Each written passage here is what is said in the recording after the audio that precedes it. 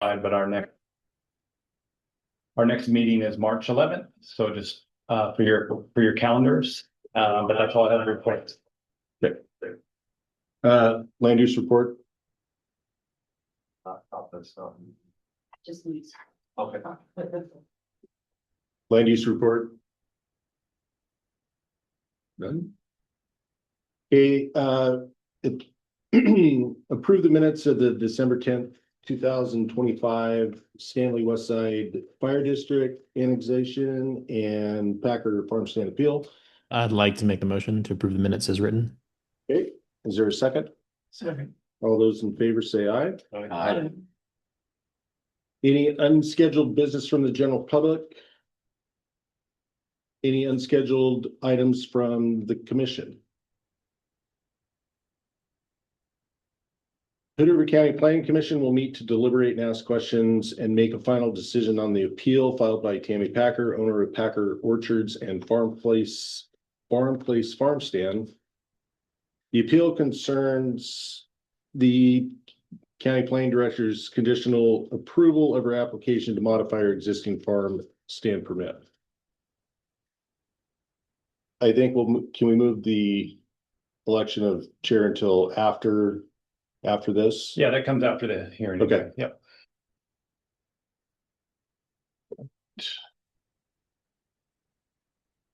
Now you want me to? Yep. Okay.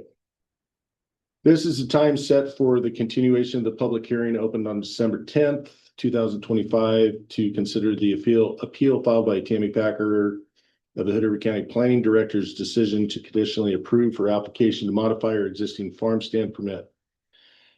This hearing was continued after a request pursuant to ORS 197763 to keep the hearing open for 3 consecutive 14-day continuance periods for additional written testimony to be provided, followed by 2 rebuttal periods as prescribed in the reference statute. No additional evidence or testimony will be allowed during tonight's proceedings unless the commission makes a motion and votes to reopen the record of this application. The commissioners will, if necessary, ask clarifying questions to staff, counsel, the appellant, or possibly others, close the hearing and deliberate over the evidence, testimony in the record, and make a decision. Commissioner Loomis was not present at the December 10th hearing, but subsequently watched the hearing and reviewed the record. Since he was not present, it is necessary to ask him the same questions that were asked of the other commissioners earlier. Commissioner Loomis, do you have any reason to abstain or need to disclose any personal bias, ex parte contacts of any significant nature or conflicts of interest in this matter? No, I don't. I do want to go on record though. I am a distant relative of the Packer family. Is there anyone in the audience who wishes to challenge the qualifications of any member of this commission? Staff or council, anything more to add before we get started? Well, one last thing I think got overlooked is we do have to ask the commission in general if they've had any other ex parte contact since the last hearing. Okay. Is there any commissioner that has had any ex parte communications with anybody since the last? I guess our last meeting would have been the December field trip. That was not technically the Okay, meeting. so does the December 10th meeting? Commissioner Loomis? No. Commissioner Moore? No.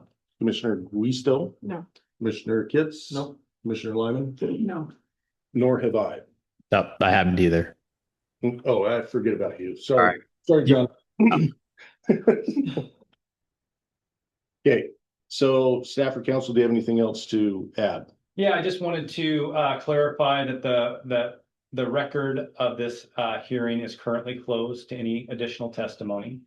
Although the hearing itself remains open and will for a little bit longer, as was, the order of the hearing that was read into the record on December 10th, which outlined kind of sequence of events.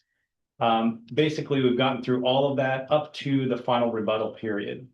And so the last remaining item is to provide the Planning Commission opportunity to ask any final questions Since you weren't given an opportunity to do so during the December 16th field trip, and since the close of the continuance period, which happened on January 21st. And so, as a reminder to the commission, if questions are asked, they should be for clarification purposes only, and based entirely on information that is already part of the record.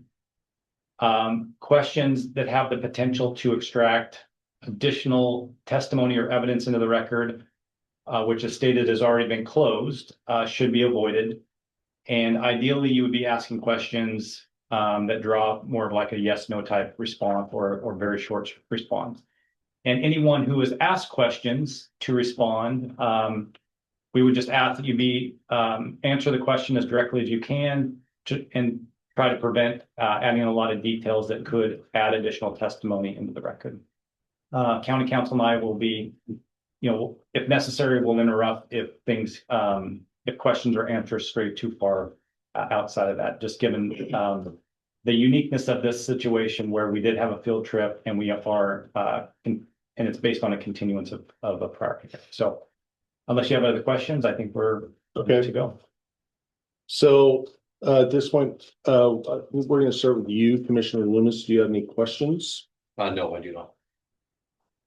Commissioner Moore, No, I do not. Commissioner Guisto, No, I do not. Commissioner Kitts, No. Commissioner Lyman, No, I do not. Commissioner Garrett. No questions. Okay, so now we, Please. okay, I guess we will, at this point, since there's no questions to be asked, we will have deliberations. So just to clarify now that The the hearing, hearing is closed. the hearing is closed Yep. at this time and the commissioners will go into deliberation. Commissioner Lyman or Commissioner Loomis. We'll wait till you for last. We'll start with Commissioner Garrett. We're going to start with you on deliberations.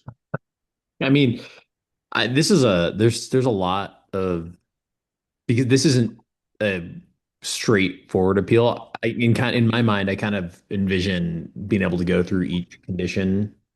At least that would work for me if we went through each condition as, commissioners rather than doing the whole thing at once and take, bite-sized pieces. But that's just my preference. I know that's not a deliberation. That's just a thought process. Well, I think we can do that if you wish. Is that fine to go one by one? Yeah, because the reason I say that is because there's a good chance that this isn't going to be a straight down vote on the whole thing. So maybe go through piece by piece, then we can kind of see what we agree on and see what we disagree on, and if things need modified. Okay. So just for clarification, as part of the final rebuttal, the appellants did on their January 21st, 2026, they provided 6 appeal issues. Is that what you're referring to, Commissioner Garrett? Oh, I was actually just right because we need to go back to the original appeal, right? So if some of those original appeal items aren't relevant, we can deny those. And that's what Eric was just saying. There were 6 that they were questioning. Other conditions. Right, then yes, whatever procedurally is the best way to do it. But I think taking one bite at a time makes sense. Okay. So it might be helpful if did the commissioners have the January 21st document, and at the very end it was Packer Orchard requested revisions of conditions of approval. Would that be helpful? Because that identifies all the conditions that are being challenged. That would be very helpful. And we can certainly make copies if people would like to have that in front of them if they. Please. Yes, please. I have one. You don't have to make. Yeah, that one too. On page 2, really summarize the appeal issue. Yeah. At the bottom of page 2 and the top of page 3. So if we can make it just a quick break and I'll go make some coffee. 5-minute break. Put it up on the screen and get rid of my ugly mug. And No, we're keeping it. We can do that too. Although. Okay. We're not gonna lose it. January 21st, We're not 2026. losing it.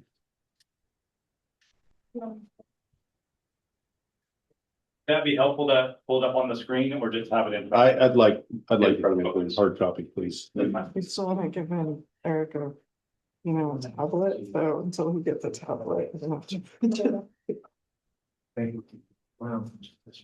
I was gonna bring a laptop, then I decided, I thought he would have it. If only we had county-owned iPads to have all of these things. Well, I think we brought that up before, right? I think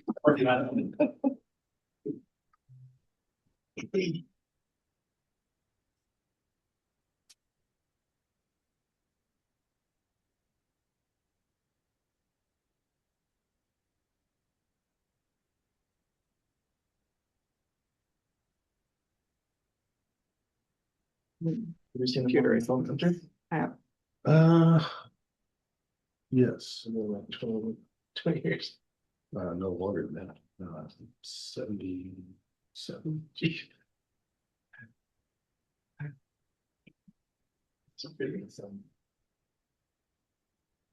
Yeah, So so, Eric, yeah. a question about the last item on the agenda of adopting new officers. I've asked you the past few years if you want to do.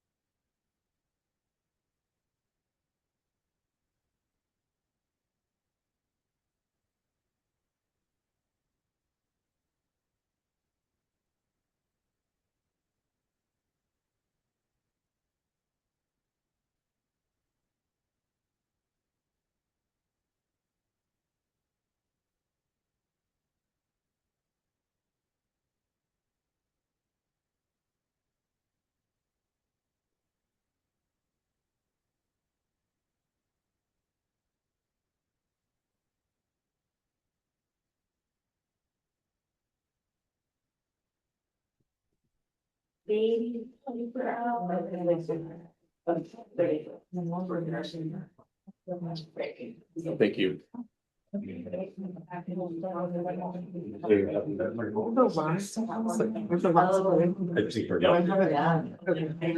I've got 80 things. Just a Ten color, my son colors. What pages did he give you? He gave this first, so I put this side, the first, yeah. Page 1. Yeah. Okay. Right. Yeah, but there's, So it's this is a page two summary. and three, actually. So- Off where it says the page numbers. Yeah. Page 14, where that all starts? Three. John, you have a copy of this, right? I do, yeah. Okay. On my laptop. Okay.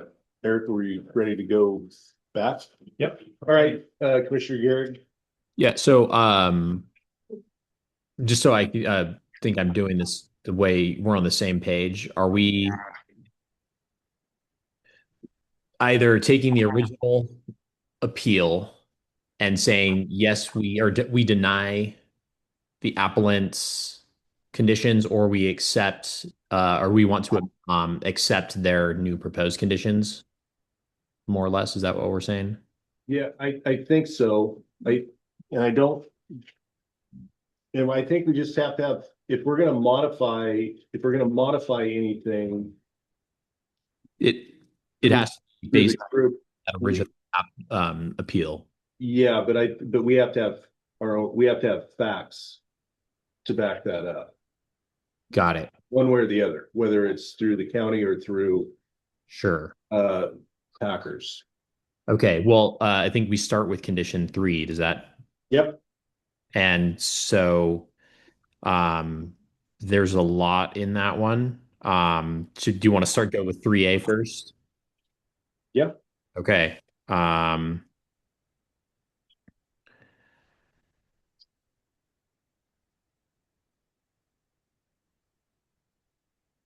I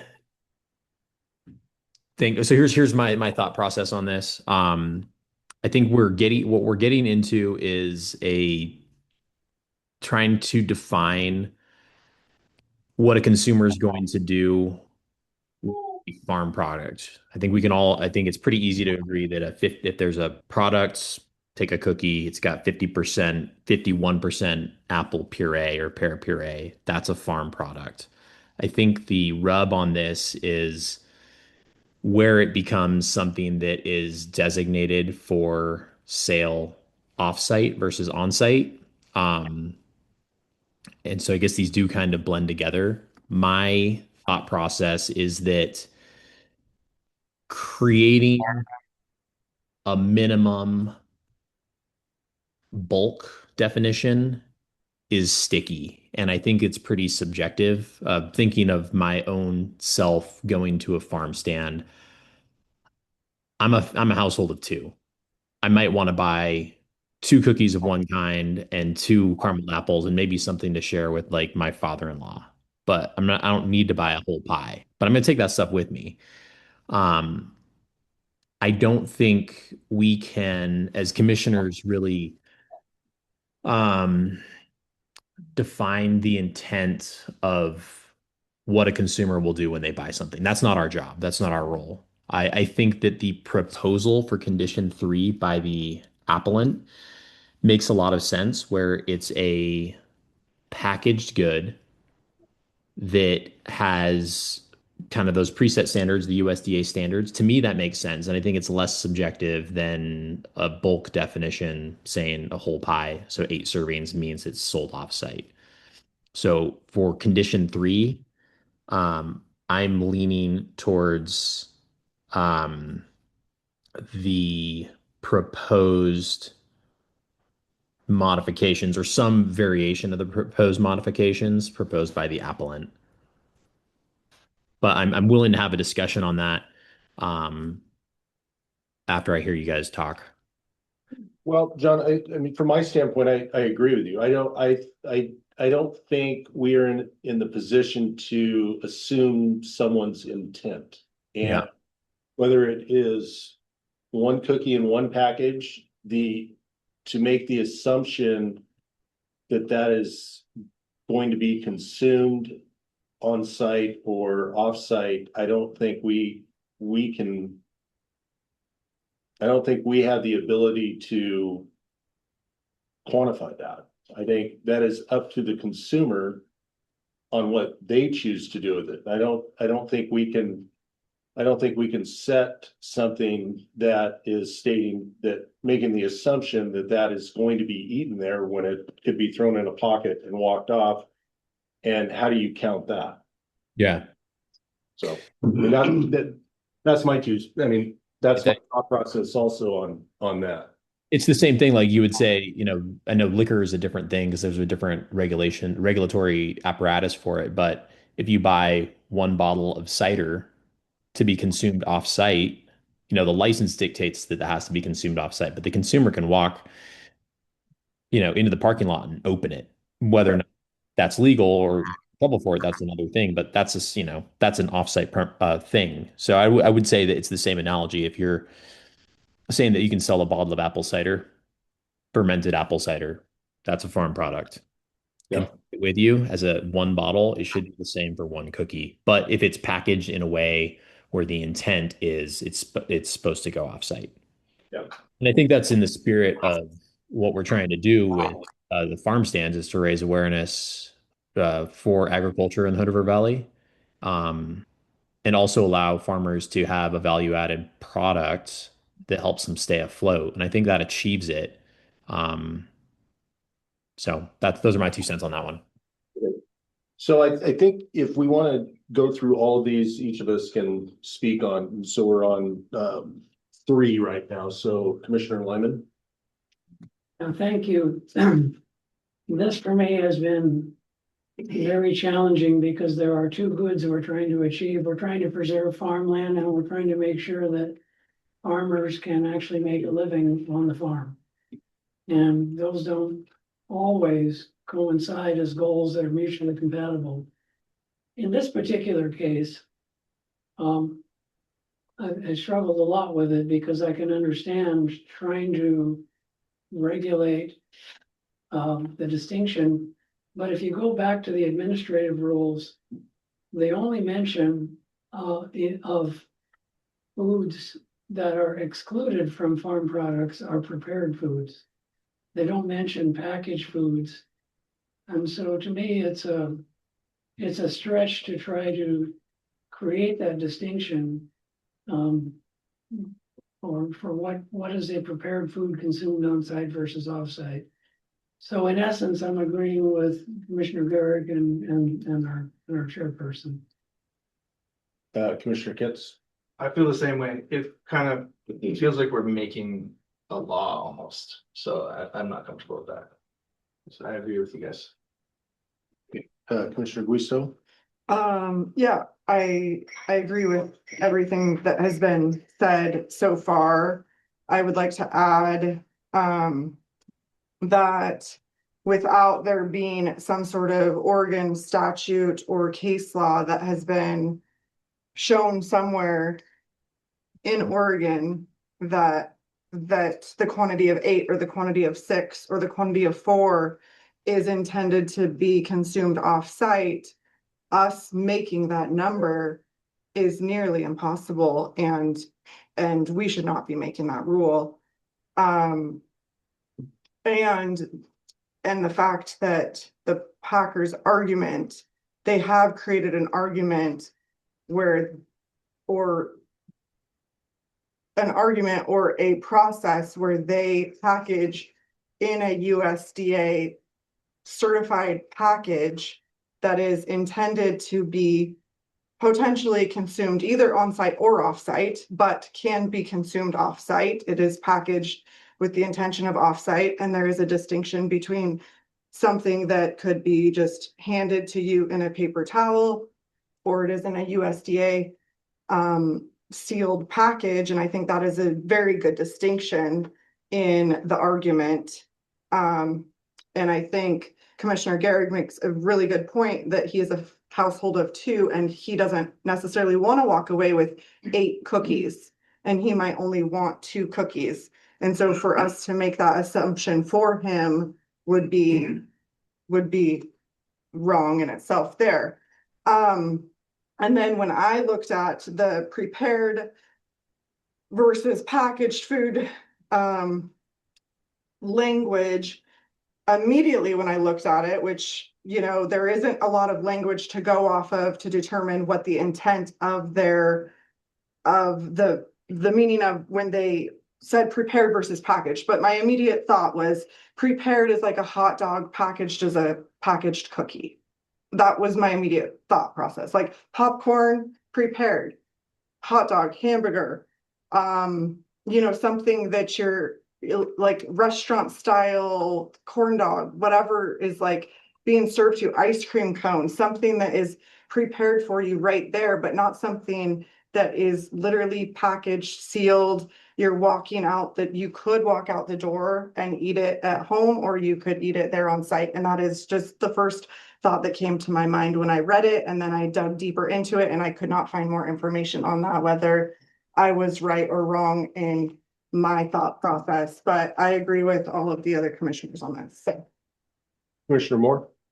I'm in agreement as well. I won't go into a whole lot of details. I would like to, just as we get into all these different things, there's so much going on back and forth. And I think Commissioner Lyman summed it up well with all these different polarizing issues. And so I just want to read something into the record that I think it'll take me 3 minutes or so. So I showed up to Oregon primarily because of Senate Bill 100. And so I came here to study for graduate school. I was really intrigued about Senate Bill 100. And Excuse me, Commissioner Moore, I just want to make sure that, that we're in deliberations and everything that you say needs to be geared towards what's in the record. so just towards what we're talking about, 3A right now, or Well, just, condition 3. I'm Just just the whole- being very cautious that, as far as the deliberations go, we just need to make sure that we're not adding anything new into the record. Okay. That's not already in the record. I don't think anything I'm going to say is something that's not in the record, specifically around goal 3 or my opinion of goal 3. Is that okay to put my opinion into what I think? Yeah, I don't think, well, I guess maybe I'll defer to Commissioner, or Council Joe. Because aren't we giving our opinions here as we're deliberating? So. If your opinion stays sort of high level. Try not to, I guess it's hard to say without knowing what you want to ask, but are you trying to set sort of a foundational context to your answer to the question before you? Is that sort of what you're thinking? The question and every other question that we're going to be dealing with tonight. And so it's like a foundation to your. That's exactly right. Yeah. Okay, if it ventures a little bit out of scope of the hearing, then I might say hold up, but as long as you try to just stay in line with what the decision is, I think you'll be okay. I'll go slow then. Okay. So Oregon's land use system, created under Senate Bill 100, was visionary. Goal 3 was designed to protect agricultural land from fragmentation and conversion. It's worked. Hood River County remains a productive agricultural landscape because of it. But the economic environment of agriculture in 2026 is not the same as it was in 1973. Land values are significantly higher, labor costs are higher, regulatory compliance is more complex. Input costs, fertilizer, irrigation, equipment, insurance have all increased. The small family farm today operates in a far tighter margin environment than lawmakers could have anticipated 5 decades ago. If our regulatory framework does not evolve alongside these economic realities, then I believe we risk protecting land in theory while losing family farms in practice. Goal 3 protects farmland for farm use. It does not freeze farm business models in time. Allowing carefully structured agritourism, admissions, pumpkin patches, and corn mazes, hay rides, modest playground areas, on-farm education, and the sale of goods produced and consumed on site or off-site does not convert farmland. It does not subdivide parcels. It does not rezone EFU land. When managed properly, it strengthens the agricultural enterprise that keeps that land in production. These activities are not a departure from agriculture. They are an extension of it. They connect the public to farming. They create local markets. They increase direct-to-consumer sales. They build community support for agricultural preservation. Most importantly, they provide revenue stability. Revenue stability is farmland protection policy, in my opinion. If small farms cannot generate sufficient income to offset rising costs, they do not simply disappear quietly. They consolidate, they sell, they create political pressure for alternative uses. Over time, economic fragility becomes land use pressure. Modernized approach to farm stand regulation can maintain clear guardrails. Agricultural production must remain dominant. High-value soils must remain in use. Permanent commercial infrastructure must be limited, and traffic incompatibility must be addressed. But within those guardrails, we should allow farms reasonable flexibility to adapt. Protecting farmland today means protecting farm viability. Protecting farm viability requires acknowledging that diversified agricultural related income is part of modern farm survival. Senate Bill 100 was not intended to prevent adaptation. It was intended to prevent conversion. If farmland remains in production and family farms remain viable, then we are honoring both the letter and the spirit of Oregon's land use system. So I look at the Packer Orchard appeal under this lens. Thank you. Anything else to add? That's it. Commissioner Loomis? Yeah, I agree with the rest of the commissioners ahead of me. I don't think it's our place to try to understand where a consumer is going to go with goods or what a consumer is going to do with goods once they purchase them. Okay, so I do have a question, Eric, so we're gonna go through all 6 of these. Should we vote on each one as we go or do it as a lump sum when we are done? Well, let me defer to council, but it seems like you can do it either way. Sure. So, if you would like to make some changes specifically to the decision as written, you would make a motion specific to that and go through that for each specific one. If you want to just decide whole cloth to approve or deny it, then that's its own motion. Does that make sense? Right, but I don't think we can do that. If we're gonna go through each condition that's being appealed at the time, there might be some, as we get further along, there might be some things that we don't change from the county's perspective. Sure. Or the Packers' perspective. So I'm just trying to, so we have clarity at the end. Should we go by each condition? So right now we're working on condition 3, the lump of condition 3. So I'm asking if we have a motion right now and go through it that way instead of trying to figure out an extremely large motion at the very end of this where there might be changes to some and no changes to others. I see nothing wrong with doing the motions as you go Okay. to amend. Would I'll it- defer. Go ahead. Jody, would it be helpful if we did it in this case? I mean, we're because we needed to vote on the other items that were appealed in the original appeal, right? Say that one more time. Sorry, I'm complicating things. I'm sorry. Because I I know what you're saying, because I was thinking the same thing, but I don't think they're having any, the ones that they don't have challenges to, I think we accept as written. And So what, yeah, sure. So what I will, as long as Eric's, this sounds good to him, my recommendation in that case is to stick with the conditions that are under appeal. Talk them through. If there's changes that you'd like to make to the director's decision, make the motion at that time, and then at the end, you would make a motion to approve as amended.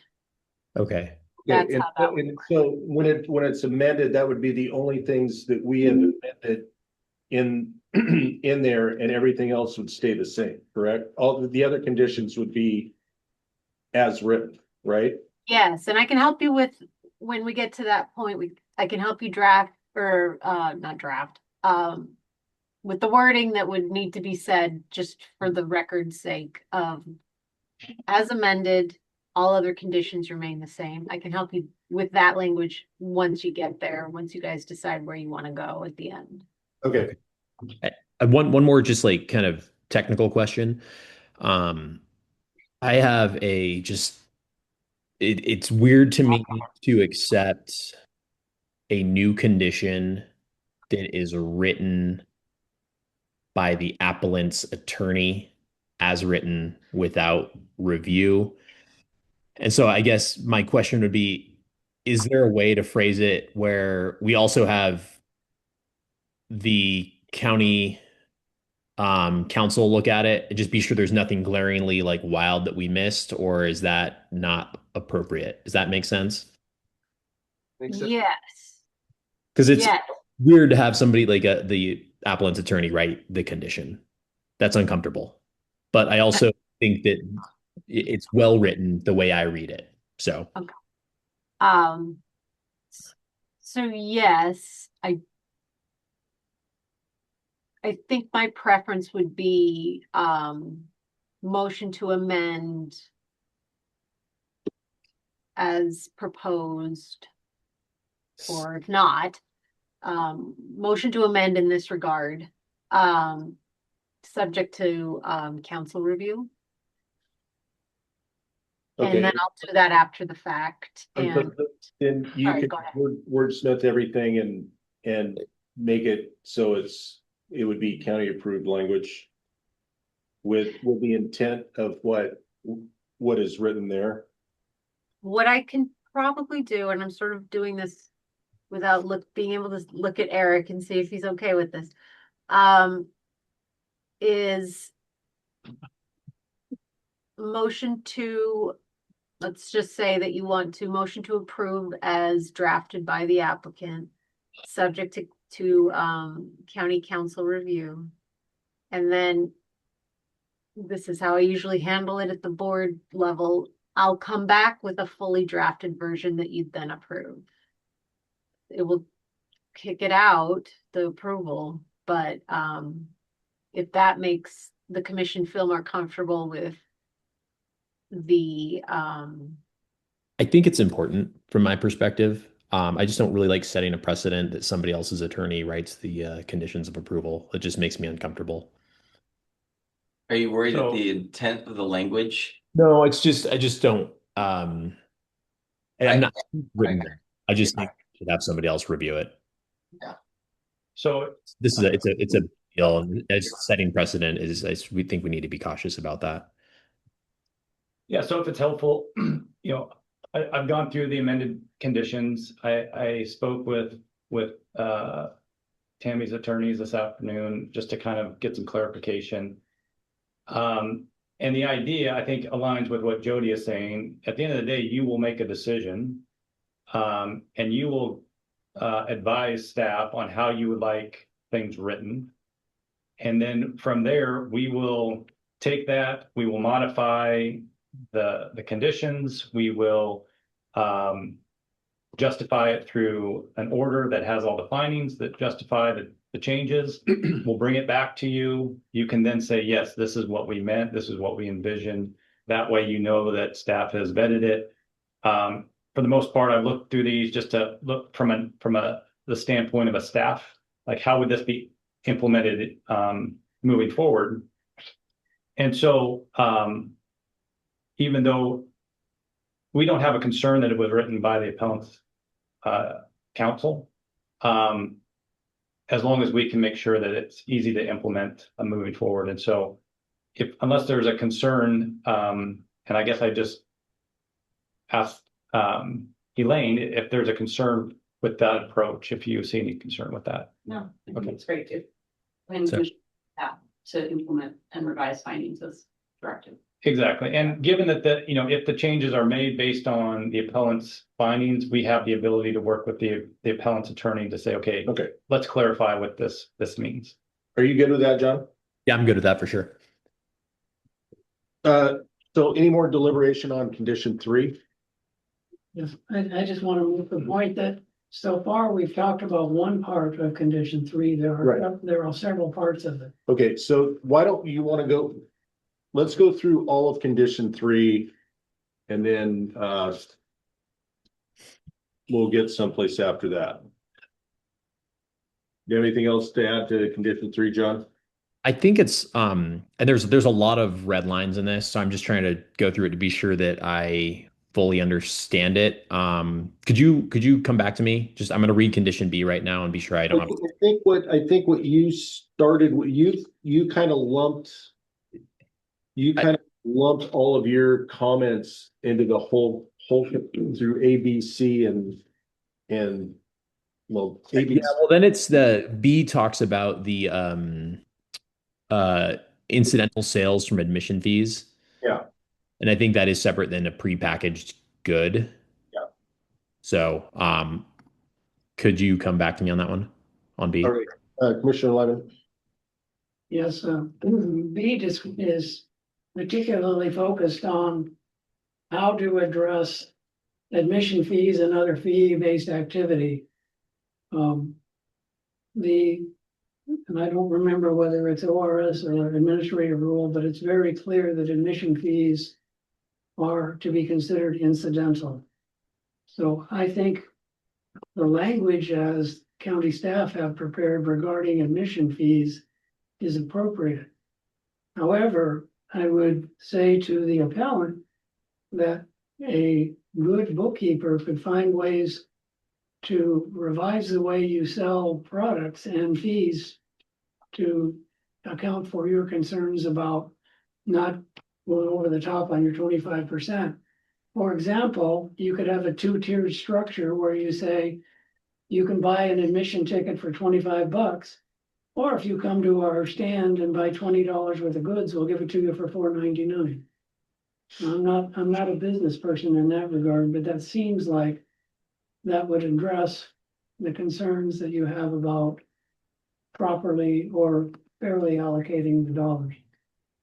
So anyway, regarding the fees, I will come back to my first statement, which is that the statute or administrative rule is pretty clear that fees are to be considered incidental.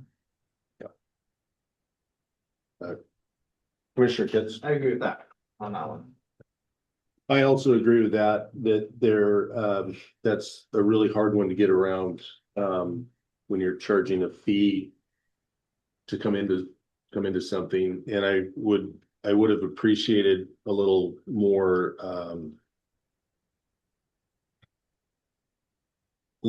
thought process on how they, in writing on their part, to get to that point, like you were stating. So if you're going to come in here, the apple might cost you $25, but here's your ticket to do what you need to do. Right. Okay. Commissioner Guisto.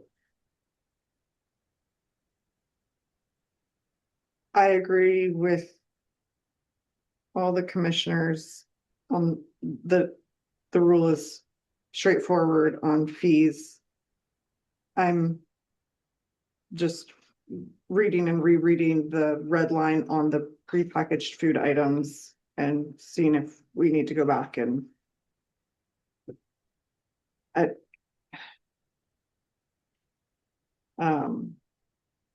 intended for on-site consumption.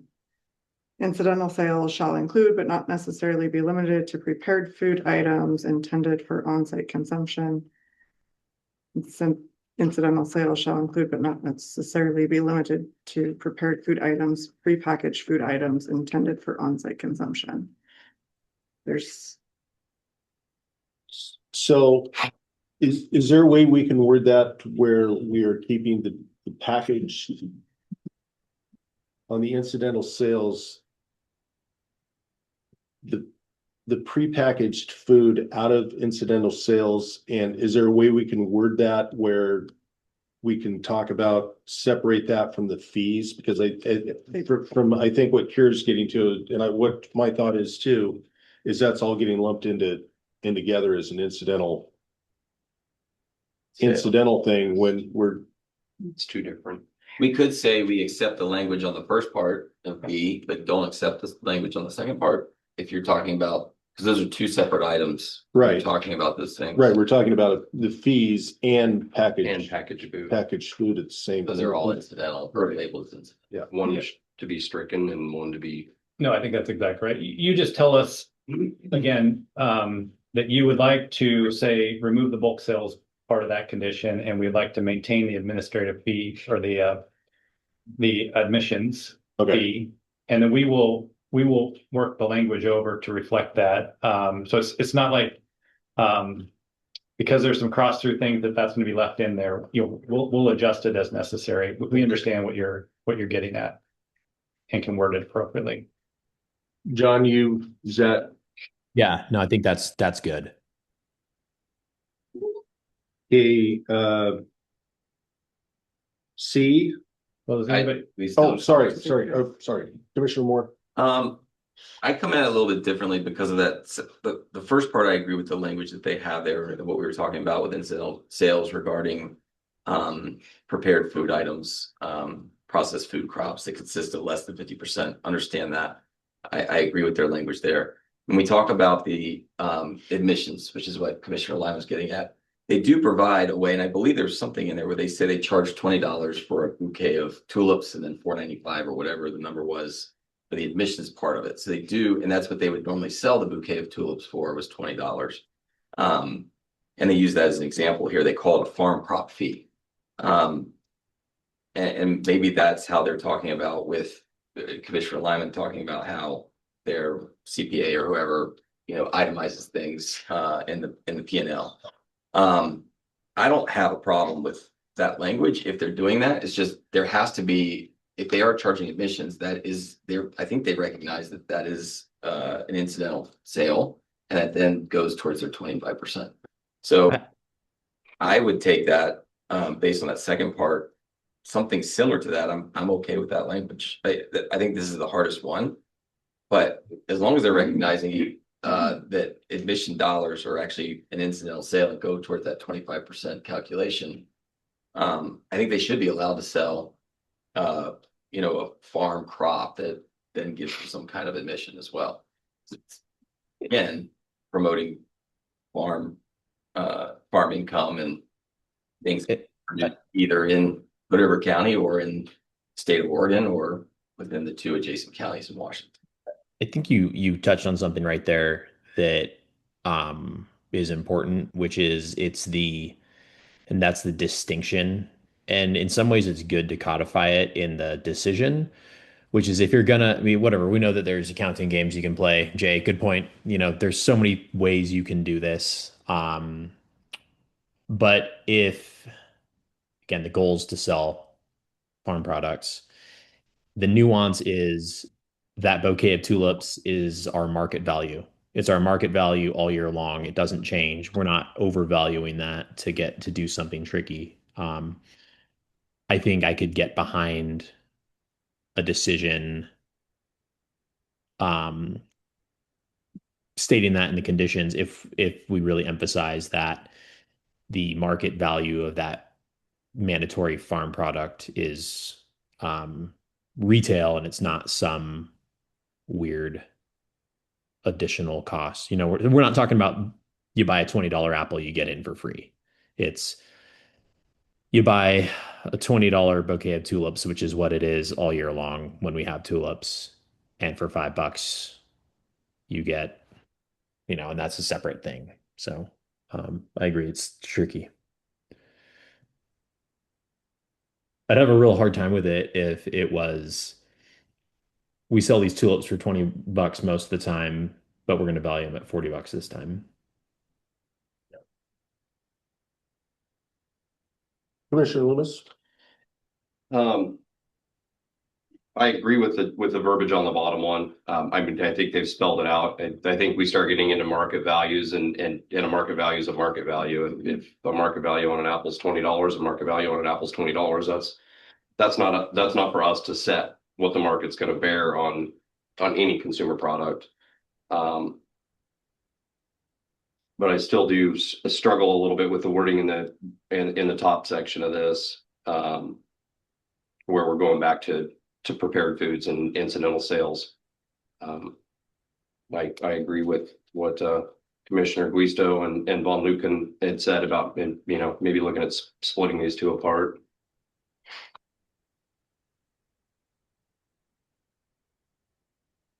Anything else on B? what? C.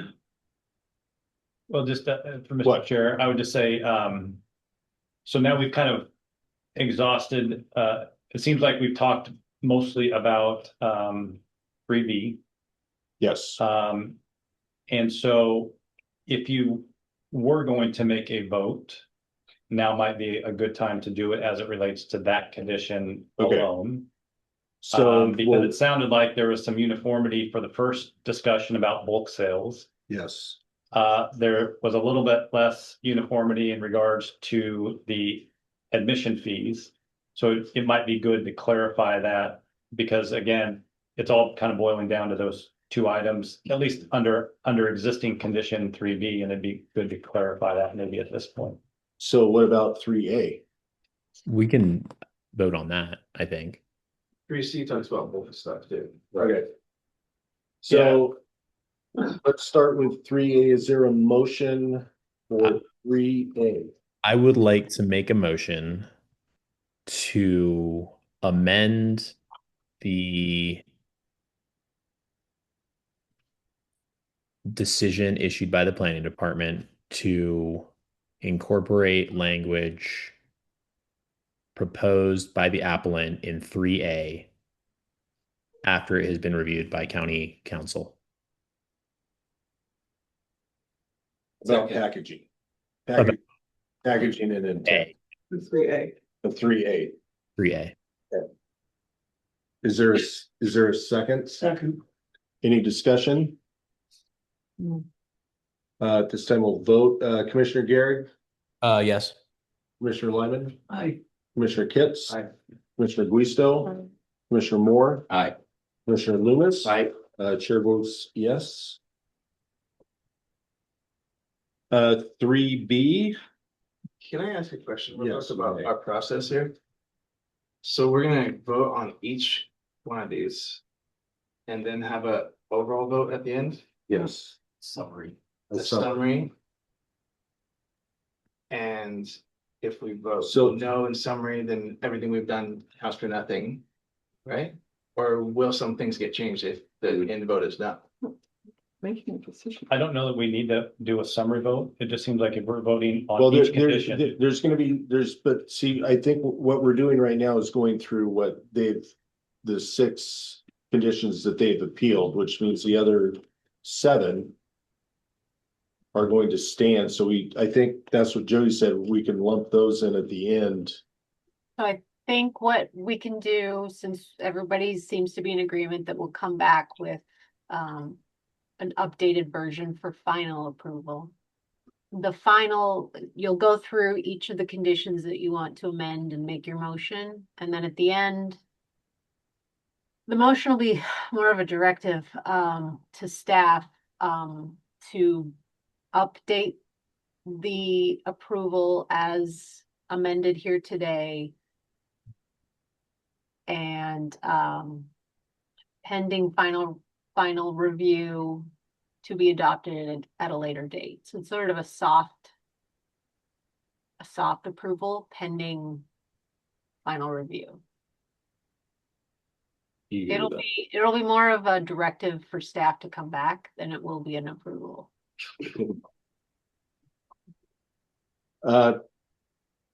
Is there a motion on 3B?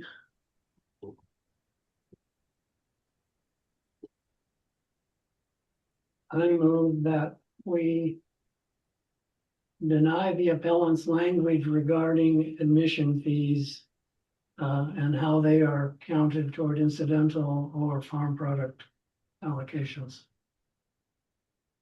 Well, as described under 3B. Okay, I'll second that. it's been moved in second. Any questions? Separating out the prepackaged food items. The prepackaged food items went into 1. So this proposal is for a straight denial of condition 3B. As it relates to the fee, as how the fees are allocated. Well, I thought we just did as to how the fees are allocated. Okay.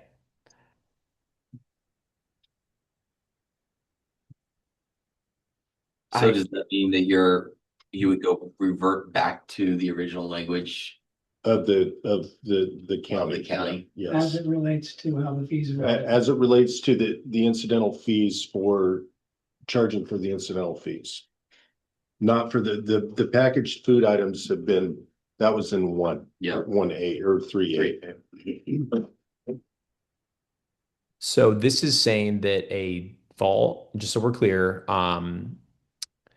anything less than 50% by volume, and is considered incidental.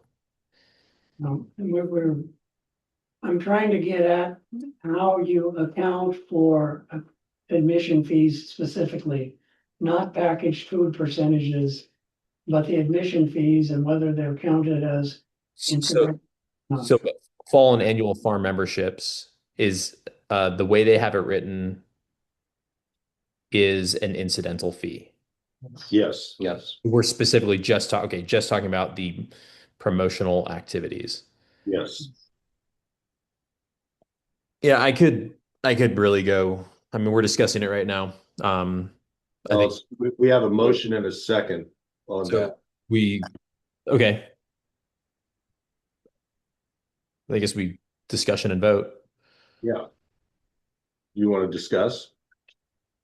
Yeah, I mean that's that's what I'm trying to do. Good.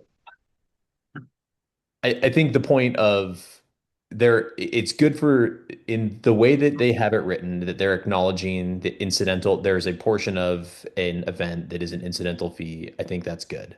And I can see both directions on this. The easiest thing for the planning commission to do is just to deny that part of the appeal. Um, what I what gives me pause is I think that again we're trying to promote the product that's grown on that farm, and if you codify what that means in a condition, people are less likely to there's less there- there's less likely to be a game played with it. And so in some ways, I like that we're saying, great, if you're selling a ticket for 25 bucks and it comes with $20 of complimentary tulips, you're selling the farm product. That's not, and that becomes an accounting problem for somebody, and just accounting for it is more complicated, but I don't really have a problem with it.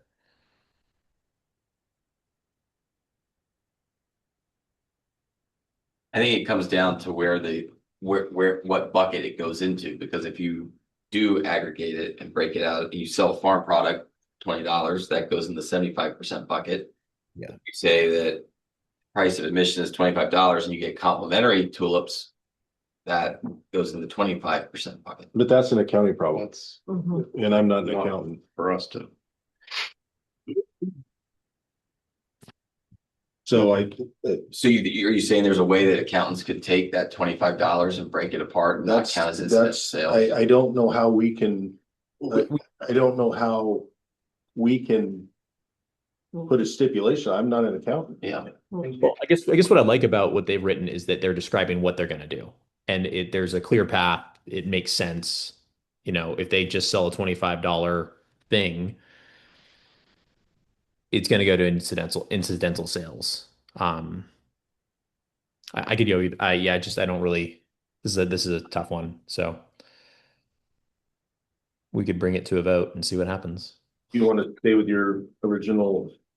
Yes, and partly because as I understand the way it's been presented to us is that the tulips are not sort of advertised as part of the fee. Say buy a $25 ticket and we'll give you $20 worth of tulips. There's a show up and oh, by the way, you get $20 worth of tulips. But regardless, I think if you keep it really clean and say that admission fees are incidental, the appellant, the operator of the farm stand, can find a way to say, as I described, if you buy $20 worth of tulips, we'll sell you a admission pass for $5. Or you can buy a $25 admission pass. Right. Isn't that kind of what you were getting at too, John? Yeah, I guess two different ways to approach it, right? I see the way our logic's doing the same thing. We're just thinking of it different ways. In some ways, it's much cleaner. You're right. It's much cleaner just to deny that portion of the appeal. I agree with that. Okay. You want to restate your motion? It was difficult enough the first time. Sorry. And I will try to. I move that we deny the portion of the appellant's proposed language relating to how admission fees are accounted for and continue to use the county language that was part of condition 3B. Okay. You still want to second that? Yeah. Okay, it's been moved and seconded. Any other questions? Commissioner Loomis? Aye. Commissioner Moore? Aye. Commissioner Guisto? I, Commissioner Kitts? Commissioner Lyman? Aye. Commissioner Garrett? Aye. Chair votes yes also. Okay, to 3C.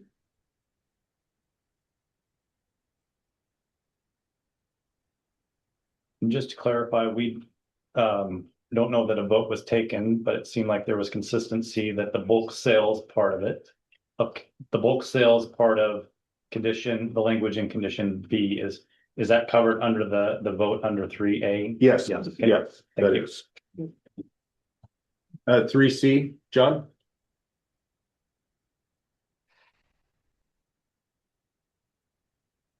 Sorry, reading it right now again.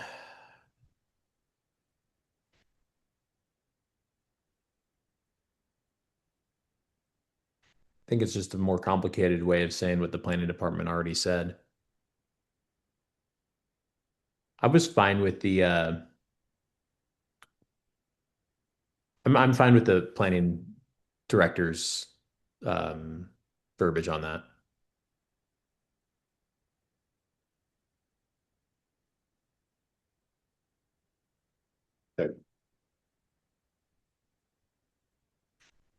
Commissioner Lemon? It seems to me that 3C has a couple of parts, and the part about changing the way that they have to report doesn't make sense to me. We have so many things in our life where every year we have to file a report, and if it's the same as last year, that's no great burden. The last paragraph of C does deal with bulk product sales. And I believe that to be consistent with what we've already decided, that paragraph should be deleted. Sorry, I didn't catch that. You're right. You're talking about with the additionally for baked goods to be treated with that statement. That should be like Yeah. grouped in the first one. Yeah. I'd almost like to make, yeah, the broad amendment. Let's just get rid of the bulk stuff is done. We move beyond that. Right. All ways, shapes, and forms. Yeah, I think go ahead. Sure. well, yeah, they're wanting advanced. They're wanting advanced notice of the ingredients and advanced. it-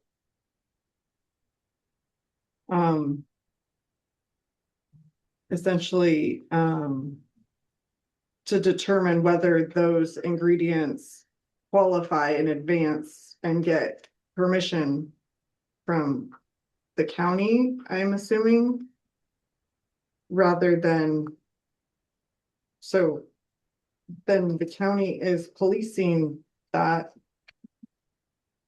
I don't, Would it be helpful for either staff or the appellant's attorney? I don't know if that's appropriate, but basically to just kind of summarize as we understand what the condition, would that be helpful? especially on yes. this one is, Yeah. yeah.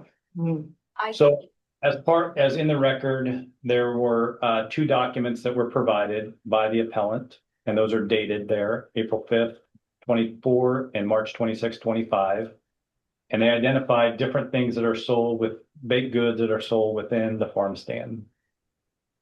And as part of that, they identified, these are the ingredients that we use to make this product. These are the things that are local farm products, either that come from the appellant's farm or from the Oregon or an adjacent county. So what they're saying is that we've already provided a list of those items. And those items, they feel justify that the majority of the product contains more local ingredients than non-local ingredients. And therefore you should accept that list. And so the appellant would not have to re-provide that information. If they provide a new product that's not on that list, then they would provide to the planning department A list of the ingredients. a list of ingredients, Okay. where they come from, the percentage by volume, et cetera. And then the last paragraph or sentence really basically just says, if it doesn't meet that criteria, then it will be identified as an incidental sales. And wouldn't be otherwise, if it meets the criterion above, then we're recognizing that as a viable farm product. Okay. So hopefully that helps.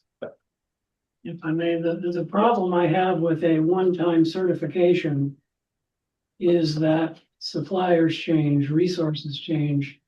As was described in the materials we received, they've gone to different suppliers for wheat in order to try to find the right one that is buying flour that's produced from a wheat farm in Oregon.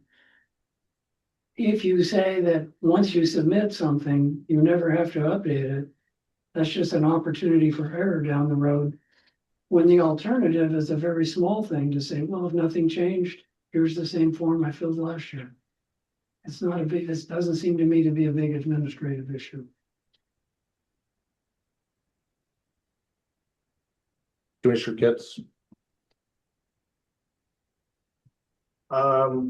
I'm thinking of this as like a restaurant. They have to, supposedly through the county, they're supposed to show a new, every time they change their menu, they're supposed to like change, like show the county health department what's being changed and how they're gonna take care of that food properly when they're making it and everything. But I think that's kind of the complaint-based situation. So like people just change their menu. Unless somebody complains, then that's just how the world works. That's kind of how I'm looking at it. But I agree with you that it's not that hard to just submit the same thing every year.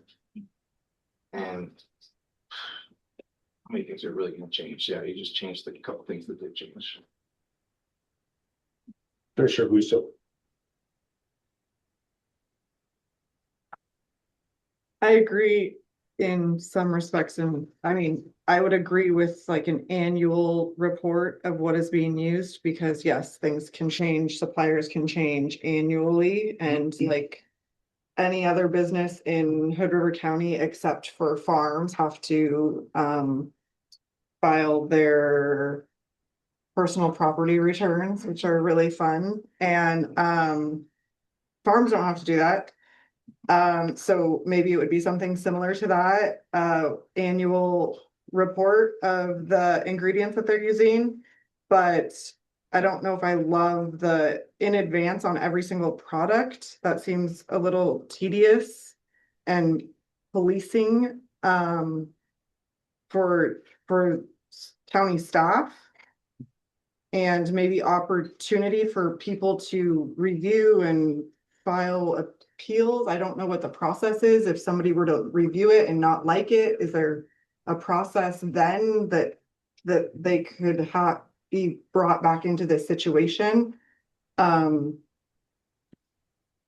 guess I get concerned about that, but if there was an annual and then they reviewed it and if it got checked off, I would agree with that. So I kind of agree and disagree. If I can offer a suggestion, Sure. I think what would be easier, because it's my interpretation that the applicant's trying to sort of be proactive and get some things that they sell already or that they want to sell already, that they already know the ingredient list too. They want to get it put on paper so that they know what it qualifies as. So to me, that's not an unusual request or unfair.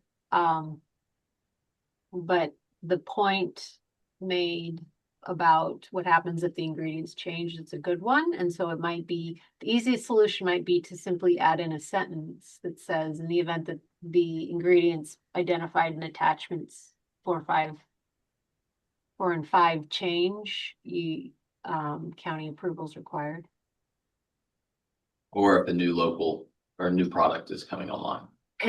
Yeah, and the rest of the language needs to be in there too, where it says if you want to sell a product not identified in attachment 4 or 5, that requires a new approval, which I think is what it says. Commissioner Moore. I come at it from the finance side, like an audit, and audits are always done in arrears. So it's like prove them wrong or prove me right kind of mentality. And so the advanced approval, I mean, maybe for a new product is fine, but as long as things are going on, or unless they know a change, there's like a self-reporting mechanism, but it seems onerous that I want to be my county staff too, and the time that it takes to do things. Maybe it's not a big deal because they aren't changing the ingredients that often or bringing on tons of new products at the same time, but I appreciate council telling us, about that was the purpose of attachment 4 and attachment 5. I'm okay with this language, proposed language. Commissioner Loomis. My only thought is the planning commission the right vehicle for this reporting and this procedure? Do we have a procedure to report ingredients and food products?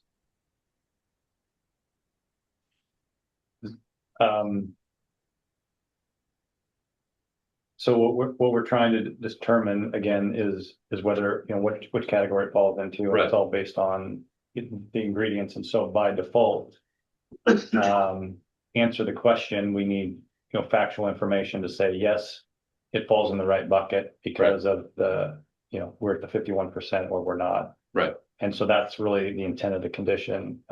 This is not something that we would normally do, but again, it's in response to a standard that we're required to implement. Okay. Another something with the thought process of kind of when I brought up the personal property returns, which are kind of in arrears also, which you're talking about. And just once a year, like every March 15th, you have to report if you had, different ingredient, if something has changed based on the list that you submitted last year, has anything changed? Then you submit that list. One of my concerns with the planning department or doing something in advance of a new product coming out is, and if we don't have a good process or procedure in place for this, with Commissioner Loomis's question, is how long does it take for county to approve their new product and their new ingredients? Like how long, like what is that process? Do they have to submit it 2 weeks in advance and then they can release their product if it's approved, or is that a 6-month process? Because you don't want their product to be held up because counties dragging their feet, or they didn't submit their product list soon enough and they wanted, tulip cookies that had some special icing and the icing whatever, and they wanted it out for Tulip Fest and the county didn't approve it quickly enough and now they don't have their tulip cookies. And so those are kind of like logistical things that are not included in here. Aren't we just talking about whether or not it's incidental or not? They can put out whatever they want. It's just whether or not whether it's gonna be counted as incidental, I think. Right. But they're approving of whether the product counts. As an As incidental. an incidental. Which they would be able for them to know, right? Yeah. They can Like, forecast. what is the approval Correct. process? I don't know. Yeah, maybe they already have that process in place. I mean, it must be the place, right? Well, I think that's a great point. It doesn't prevent them from selling the item. It It just, just would be incidental it versus. would be counted as. Okay. Commissioner Garrett. Oh. I thought Moore was next. Huh? I thought Moore was next on this one. He's already spoken. I did. It came back to me. Um, no discussion on my part needed. I think Okay. you covered it all. Is there anything else? Is there a motion on 3C?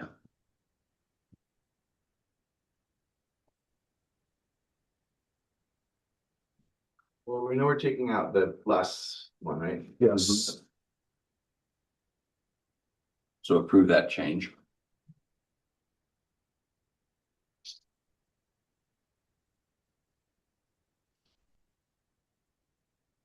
Based on the testimony from our council, I'll make a motion.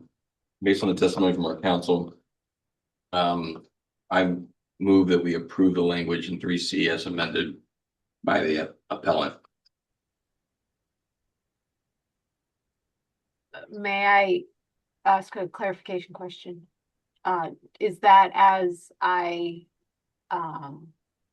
described with the additional sentence clarifying changes in ingredients also require approval or without that? Sorry. Okay. Is there a second? Okay. Second. Any other discussion? Commissioner Garrett, Yes.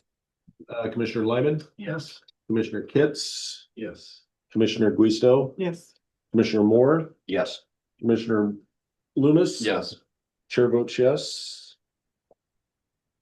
Okay, on to.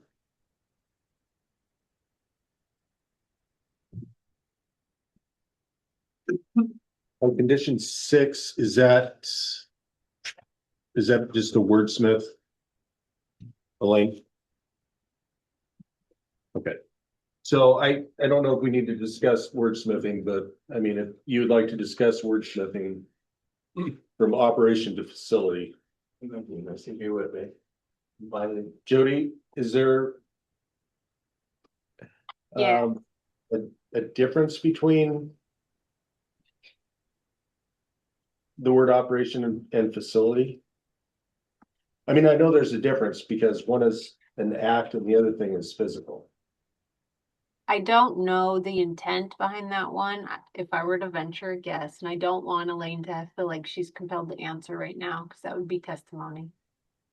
The farm stand facility might not be where the operations occur that are sold at the farm stand. So the word facility would tie it to the physical location, and the word operation, that word could move, the operation could move to a different spot someplace else. Is that? That's the way I understand it, but if I were to make a recommendation, it would be to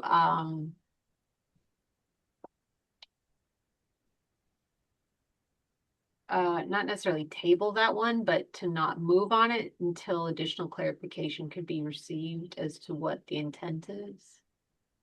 Okay, is everybody in agreement with that? Yeah. John? Mhm. And if it's helpful, the word facility was not stated intentionally. And so from a staff position, I agree that it might be worth looking into further, but from a staff perspective, we don't see a problem with that. With either word. From a legal perspective, so long as it makes sense with there's not an effort to expand or somehow go beyond the intent of the approval, which I know Elaine well. I don't see her doing that, but assuming that there's a legitimate reasoning behind this, I don't see I'm not attached to the word facility. Maybe that's the easiest way to say that. But I do want to get clarification from her before I say yay or nay. So, but you made the suggestion to table that though, for now, or? I don't think you necessarily need to make a motion to table it. But yeah, that's effectively what I would call it. Not make a vote yet. Okay. Does anybody need to take a break or anything? Or we can keep on? Okay, we'll take a 5-minute break.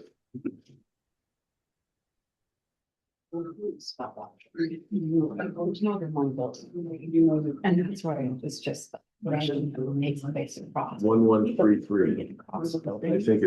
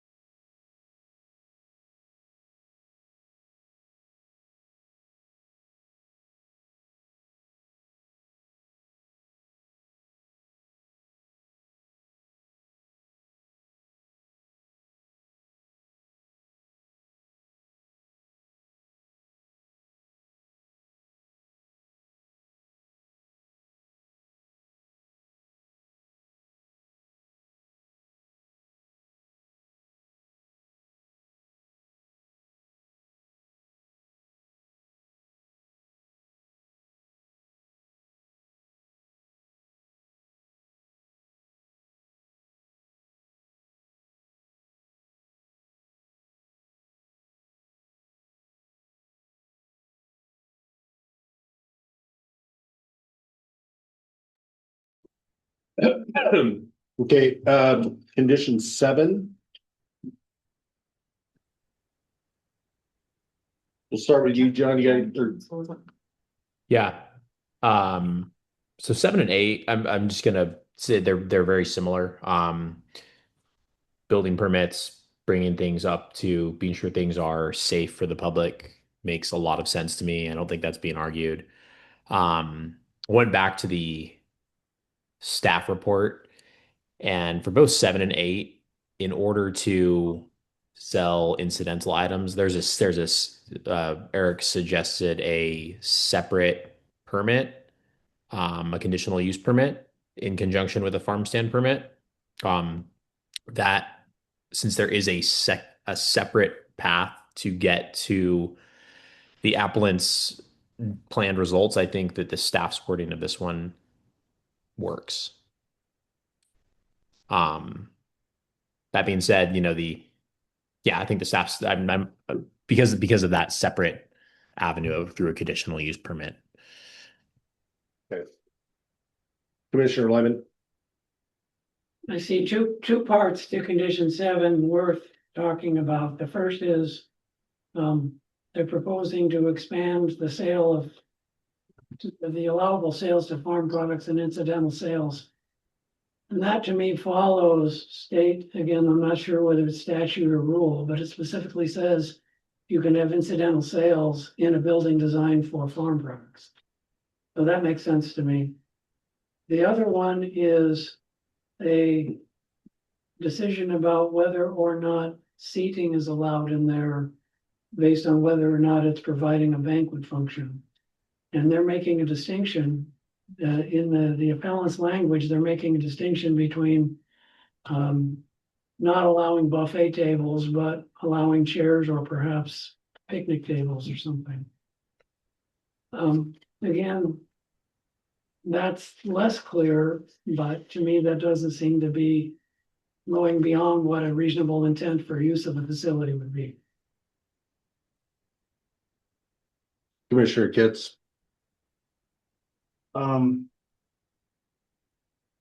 Eric, does that sound right? Or do you want to give your thought on it? Or you said earlier that it might be helpful for you to kind of explain the staff's.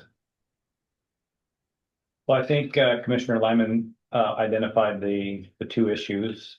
Really, it's an issue of, can incidental sales also occur outside of the main farm stand building? So can you sell both farm products and incidental sales? And then two, the issue of, the appellant is indicating that they will be removing the corn pit. They've accepted that part of it as kind of an entertainment element of the building. But are proposing to retain picnic or seating or tables, just casual, to allow for casual sitting, but not formal banquet tables for an event. So I think those are really the two main issues that are being contemplated under condition 7. Can I ask a follow-up? yeah. So you mentioned sales outside the farm stand building. To me, that raised the question of whether a farm stand permit can have multiple buildings selling farm products. Can you respond to that? I think, I don't think that you need to,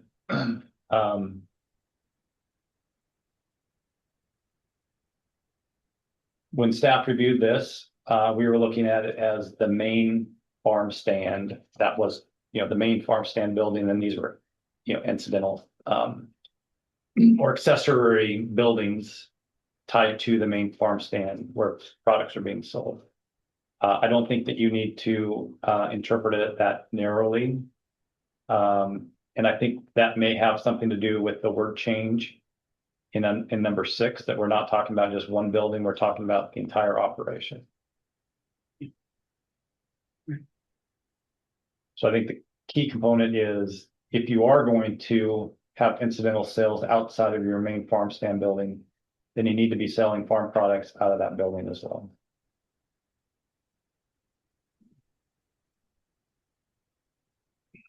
I think I'm good with this one. Good. Commissioner Guisto, I have no comments.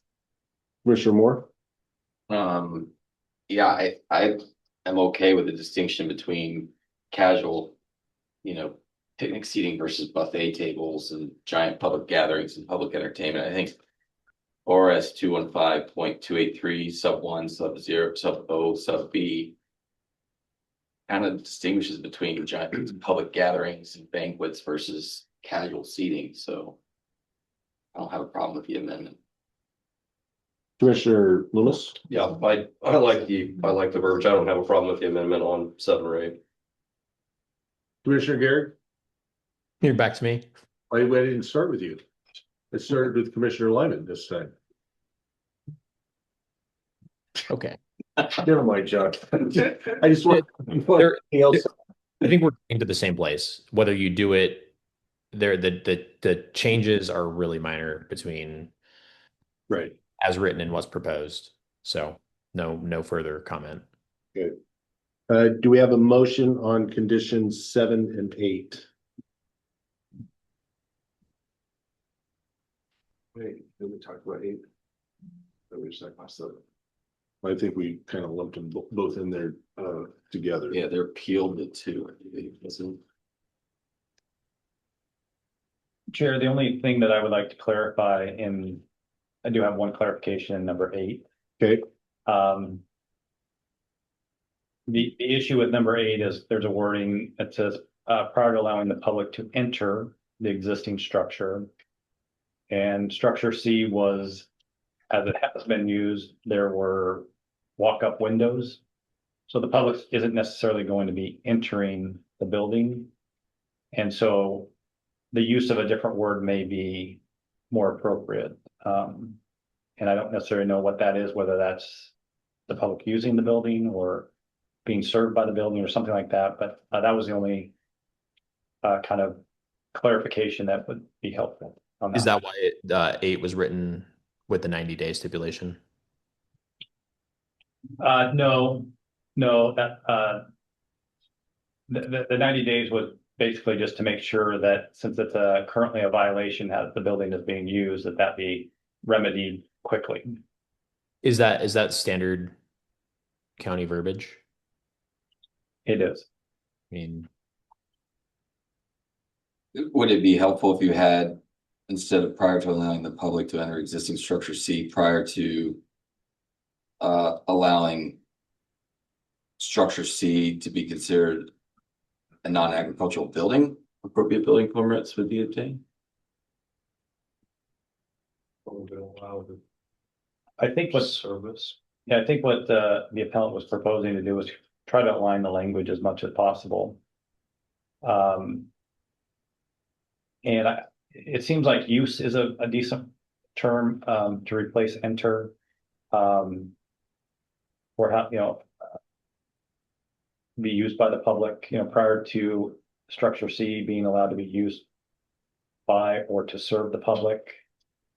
How about prior to allowing public use of existing structure C? That would work. I mean, if we're doing that, I'd like to say it for 7 too, right? If we're at the goals to align the language, just do it for both. But it doesn't really matter because we're not making code here. Yeah, in the case of condition 7, greenhouse is clearly being entered into by the public. Right. Yeah.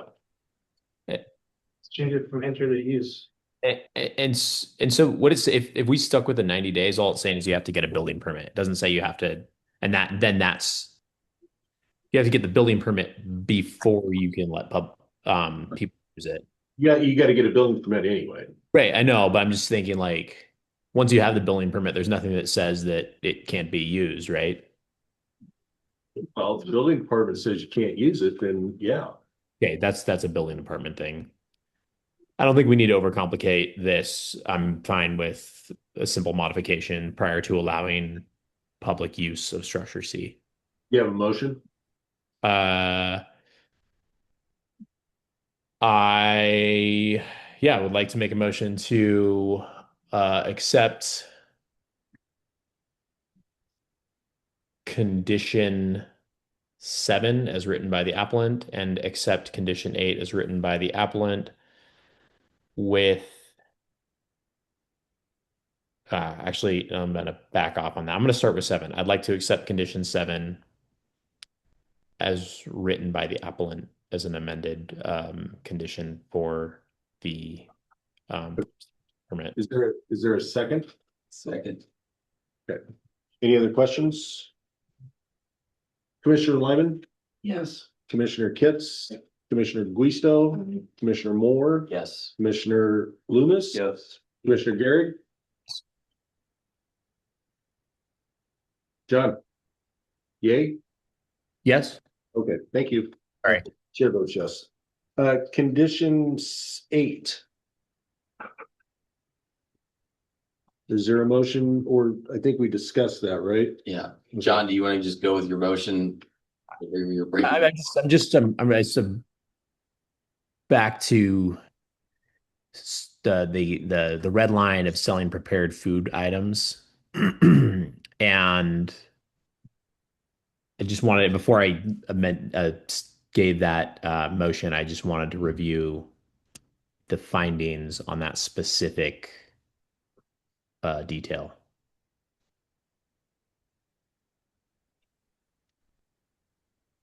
Would it be helpful to? Yes, so and tell me if I can't ask this question, but are we talking about what Commissioner Guisto talked about being a prepared food as a hot dog, popcorn, or are we talking about a prepared food being something that is made on farm? The USDA packaged. Right, USDA. Sorry. So based on the earlier decision, anything that has a USDA packaging on it Okay, is considered a farm product. right. Okay, So what this condition says is that you can sell those farm products and you can sell incidental items. And what we've said earlier is a prepared food item is an incidental item. okay. And so essentially you can sell both outside from this filter. It's just accounting, figuring out your accounting on what you're doing, because we're not saying we cannot sell incidentals. Yep. Right. We're saying that these three buildings can pretty much do the same thing. Right. Right. Yeah. Okay. Yeah. Okay. Then in that case, make the motion to approve condition 8 as written by the applicant with the modification of prior to allowing public use instead of public entering the structure. Okay. Is there a second? Second. Any other discussion? Commissioner Lyman, Aye. Commissioner Kitts. Aye. Commissioner Guisto, Aye. Commissioner Moore, Aye. Commissioner Loomis. Aye. Commissioner Garrett. Yes. Chair votes yes. On to condition 10.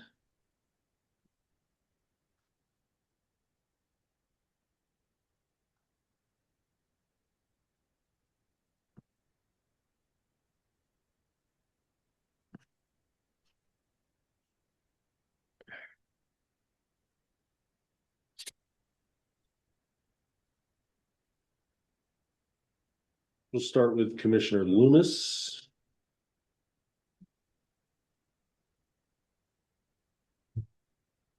Can we get a breakdown on that one? Can you, Aaron?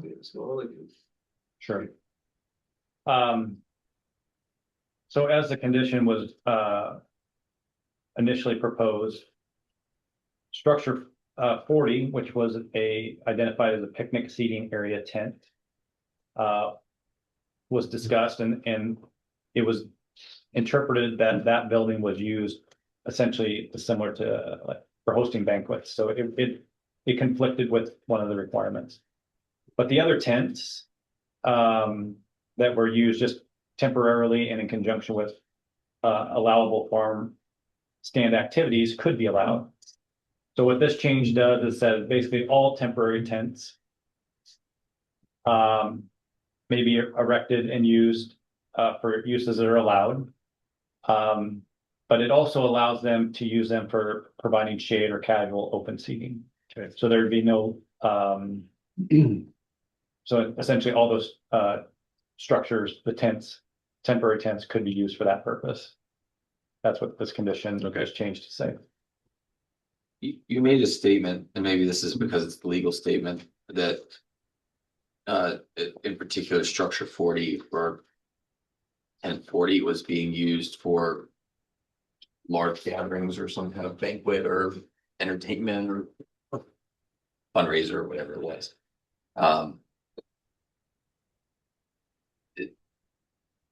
They're not saying that in their revisions, I don't think, because casual shade and casual open seating are not the same as a big banquet. That's what you indicated under condition 7. You were comfortable with the idea that in that case, a greenhouse, in this case, a temporary tent could be used for casual seating And even if it had picnic tables in there for casual seating, that is different than tables for formal banquet. Thank you. My opinion, that condition 10, looks good as written. I think we've already addressed the building and structure uses. Commissioner Busso, got anything? No, Commissioner Kitts? How big is this structure 40? 1,600 square feet. 100 square foot fence? Yes. Eric, 1,600 square feet. The concept is that it stays up all the time. No, it No. comes down seasonal. It's It'd be erected seasonal. It's a season, yeah. Off the top of your head, do you remember how large the tent is? And the smaller ones are, You said 20 by 40? 40 by 40. 40 by 40 by 30. the other two are like, and the other two are Okay. smaller. So structure 40 would be the 40 by 40. 40 by 40.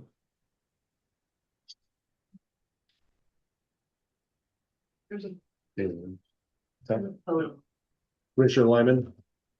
meets you.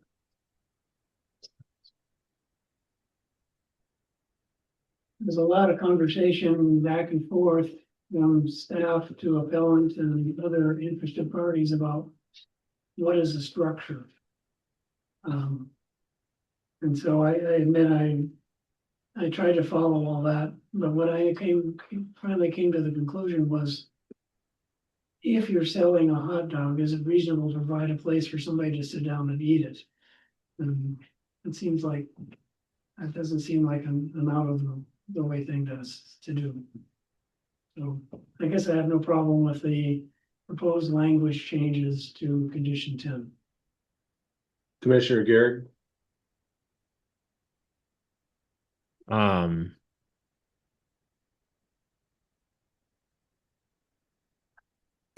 I have no questions on this. Any other? Okay, let's go. I guess my comment would be, we're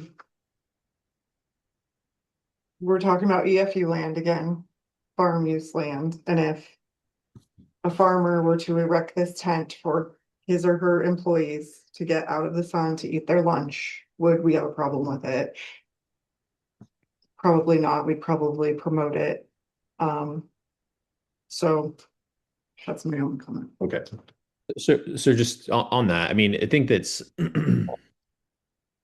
it providing shade and casual open seating. We can't tell the consumer what to do with it. So people, if it's there, as long as it's not for organized, either way prevents organized banquets. Either way it's written, whether it's the planning directors or the amended. And Right. That's established that they're not allowed to have those gatherings, so. Any other comments? Do we have a motion on condition 10?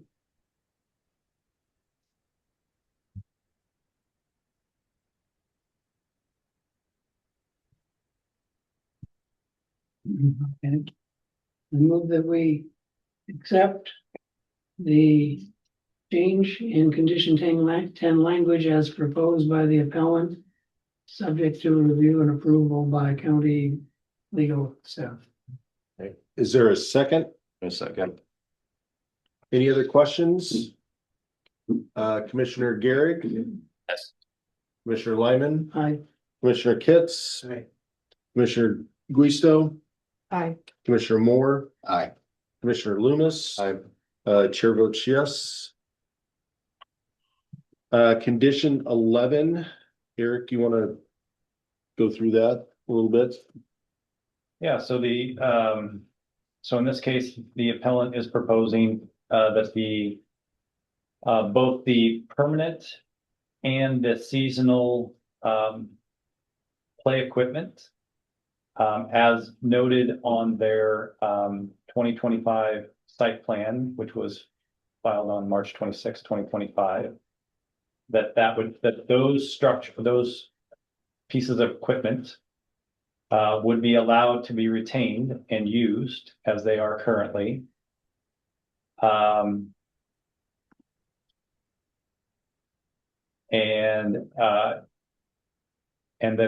that essentially those, the area that was identified on the site plan that would be used, the number of play equipment pieces, whether they're seasonal or permanent, would continue to be allowed. Those that are temporary would only be on the property from mid-September through October. And otherwise, customers would not have access to those pieces of equipment. And so it would be just limited to those pieces of equipment. There'd be no additional equipment that could be added later on.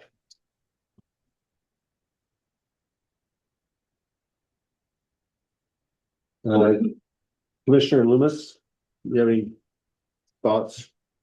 No, I don't have any comments on this one. Commissioner Moore? I think one of the key things that goes back and forth is what these play structures are. Are they structures? Are they play equipment? Temporary, permanent? Based on my previous testimony, I come back to what does this do towards taking farmland out of production or somehow going against goal 3, and I can't find anything specifically that's not built on high value soils. I think we all went out on a tour out there and saw how wet it was. There's a lot of educational stuff that's permanent structures that are out there. So I don't have a problem with those play structures, especially from an agritourism perspective and what they do for education. So that's my opinion. Commissioner Guisto?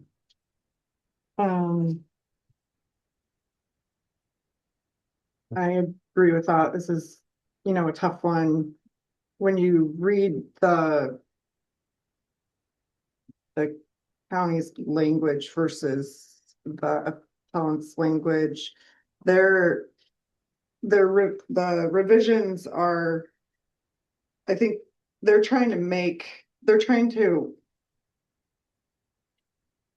the Packers are trying to make some adjustments here, I see, by limiting the time they're using it from mid-September through October. Otherwise, customers may not otherwise have access to the play equipment. Mid-September through October. And during our site visit, yeah, you see a lot of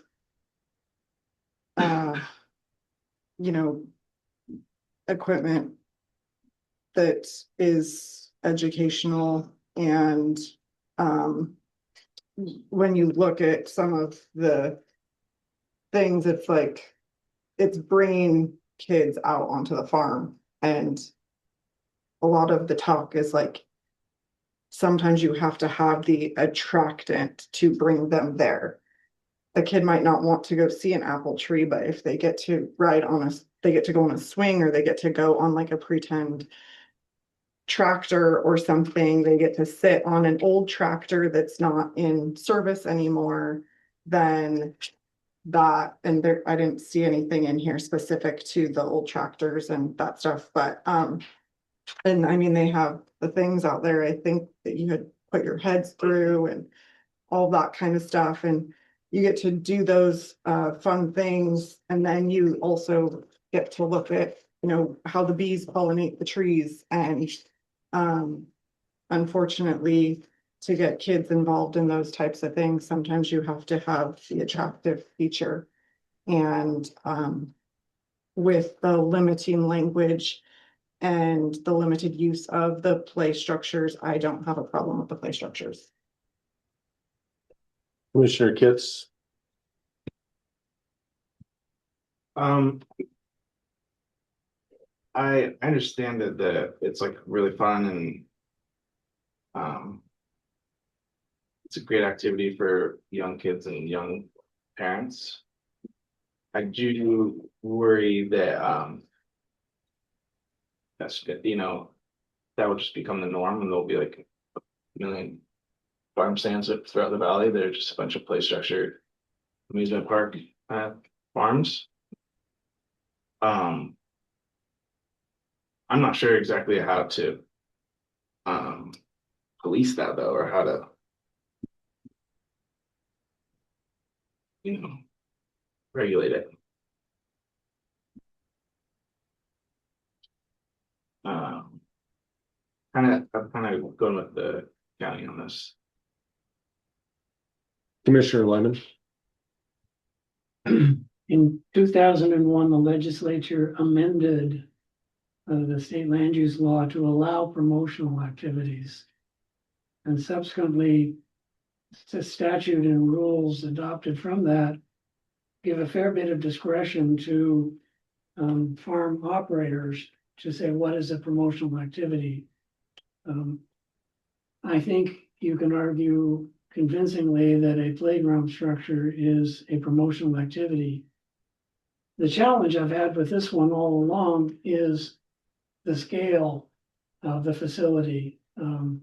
We've all been to farm stands around the county and elsewhere, or maybe they have a swing set and a slide and nobody questions it. It's not a big deal. But the Packers have made an attractive playground, and we even had testimony from their supporters saying the primary reason they go there is the playground. That said, there's nothing in state law or rule that gives us guidance about can we regulate the size of the playground. So I have a hard time saying they can't have one, and I have a hard time saying how big it should be. But I share Commissioner Kitt's concern that if you get it to be the primary reason folks are going there, it becomes the cart before the horse. The playground should be there to support the kids learning about farm activity and maybe giving the parents a break while they're in shopping in the farm stand. Commissioner Garrett. Jay, I think you did a great job of summarizing everything on this. I think that Josh, to answer your question, how do you prevent every farm from becoming a playground? I think the Packers have done a great job of saying it's going to you're not reducing the size of it, you're reducing the temporal scale of it, and I think that's the impact that makes a difference. That's all I got.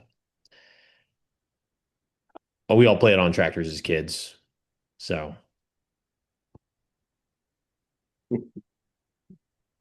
My concern with the playground is the location in proximity to the neighbor's house. And I wish there was another location that we could move this to. I understand the promotional, that is a huge benefit to kids that don't come from farms or don't grow up on farms and don't understand agriculture to be able to do that. But I really wish that there was a better spot to put it than right next to the guy's house. So that's my take on it. That's a tough one. I mean, that you could also make the argument the house is on EFU, right? Sure. Wasn't the intent to have residential homes there, and when you buy a house on EFU on a subdivided parcel, you take a risk that something farm adjacent could be there. It could be a trash pile, a burn pile. It could be dilapidated equipment, and yeah, I think that the reducing the temporal scale of it goes a long ways to minimizing the impact of it, and especially it's if you're looking at October, the daylight hours where it's going to be used, it's not going to be going on at 9 o'clock at night. It's a reduced scope. So, And generally speaking, it's weekend hours. I mean, from what we understand, their hours they're not open 7 days a week. And most kids are in school during the week, and then maybe they come after school, or I don't know, or on the weekends. But yeah, the temporary timing of it, I think, is positive. And I also will add that because of my experience at Mid Valley and the playground situation that we got in there with the school district, I actually maybe should never mind, retract my statement. Sorry. Retracted, going too far. Retract everything. I'd like to make a motion to approve condition 11 as written by the appellant. Okay, is there a second? Second. Okay, any other discussion? Commissioner Garrett, Yes. Commissioner Lyman, Yes. Commissioner Kitts, Yes. Commissioner Guisto, Yes. Commissioner Moore, Yes. Commissioner Loomis. Yes. The chair votes no. Condition 13, is that just, Eric, you want I think that, since you made the decision to accept the language on condition number 10, there's no need to, have the last sentence in condition 13. And so that makes sense to remove that part of the condition. to, okay.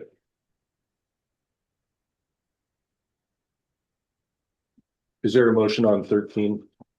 So we'll just,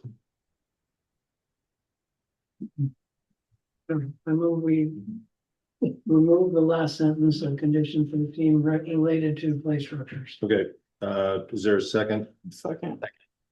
Any other discussion? Commissioner Garrett, Yes. Commissioner Lyman, Aye. Commissioner Kitts, Commissioner Guisto, Aye. Commissioner Moore, Aye. Commissioner Loomis. Aye. Chair votes yes. And condition 28 is just wordsmithing, right? So I'm not even gonna worry about that. Do we need to go back to condition 6? Jody? I think, didn't we table condition 6 and, Yeah, so you can do one of two things. You can decide on it tonight, or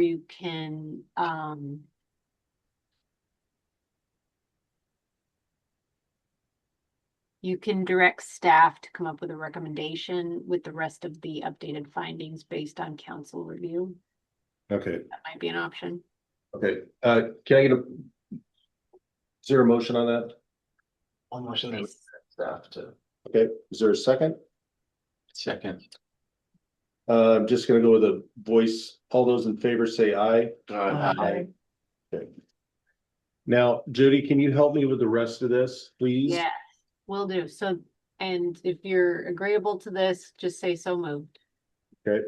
The motion will be move to direct staff to update the decision as amended with all remaining conditions as is to be approved at a future date. I'm not sure when your next meeting is, so if you know the date, insert there.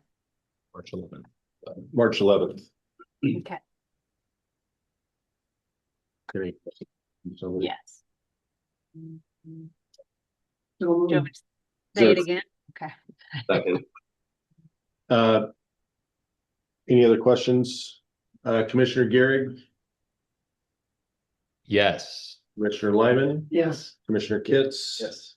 Commissioner Guisto. Yes. Commissioner Moore, Yes. Commissioner Loomis. Yes. Chair votes yes.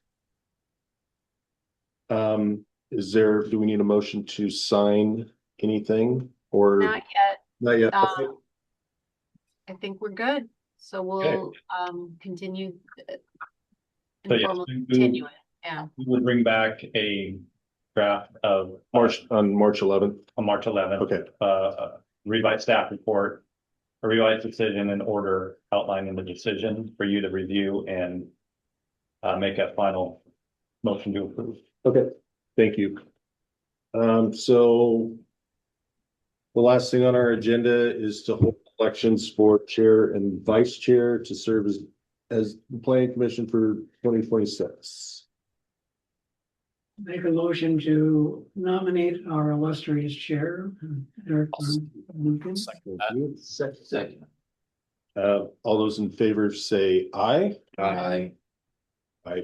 Thank you. Is there a nomination for vice chair? I'd like to nominate Jay if he would accept. I will second that. Any other discussion?